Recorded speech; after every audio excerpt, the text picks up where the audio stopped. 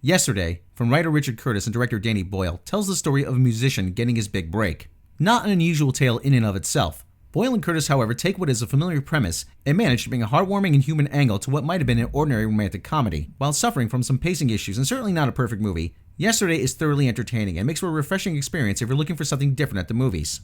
Newcomer Himesh Patel plays Jack Malik, a rock musician who has been struggling to find an audience. On the night he decides to give up his dream, the world is plunged into a blackout. How much more black could this be? And the answer is none. None more black. And he's hit on his bicycle by an oncoming bus, suffering a head injury. When he wakes up, he's seemingly in the same world, only with one major difference. Except for him, all traces and memories of the Beatles have been wiped from history. As seemingly the only person with any knowledge of the band or their music, he embarks on a new music career, claiming the songs are his.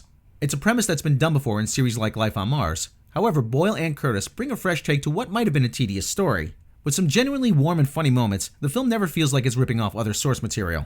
The romantic comedy moments in the film don't seem contrived, and you feel there's some real chemistry in the cast. Everyone is likable enough, which makes it easier to suspend your disbelief and just go with it. Lily James is fantastic as schoolteacher Ellie, the once manager and love interest in the film. Kate McKinnon steals every scene she's in as Deborah, the seedy music manager who merely sees Jack as product and someone she can exploit to her own end. One of the biggest surprises in the film is Ed Sheeran as, well, Ed Sheeran. Sheeran shows some genuine acting ability. Of course, it helps that he's playing himself and doesn't have to stretch very far. The star of the film, Himesh Patel, is a joy to watch. Patel plays a man who gets everything he wants but almost loses everything and nearly loses himself in the process.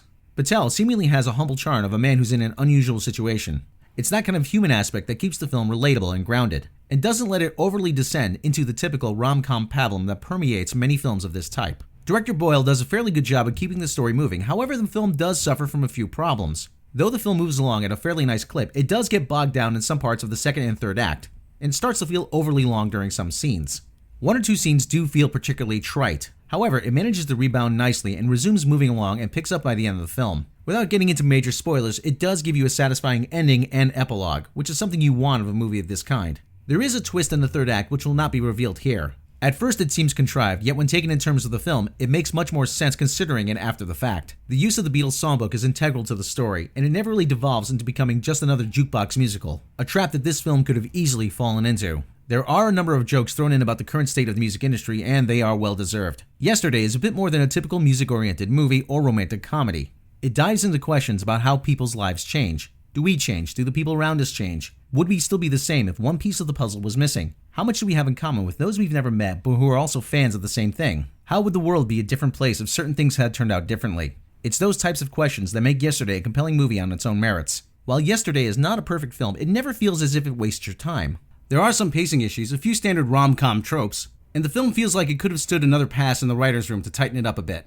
However, the final result is still a movie that, even flawed, is still worth a watch. Obviously, you're going to enjoy it more if you're a fan of the Beatles. That's a given. However, there's enough here to satisfy even non-fans. While certainly not as good as other Beatles-related movies such as I Wanna Hold Your Hand and Backbeat, it's still worth a watch.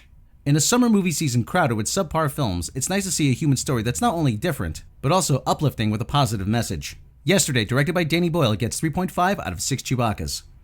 That's it for now. See you next time. Yeah, I know the clock is ticking, but the Nets are gonna kick in. My pilot light shining, pilot light shining, pilot light shining bright.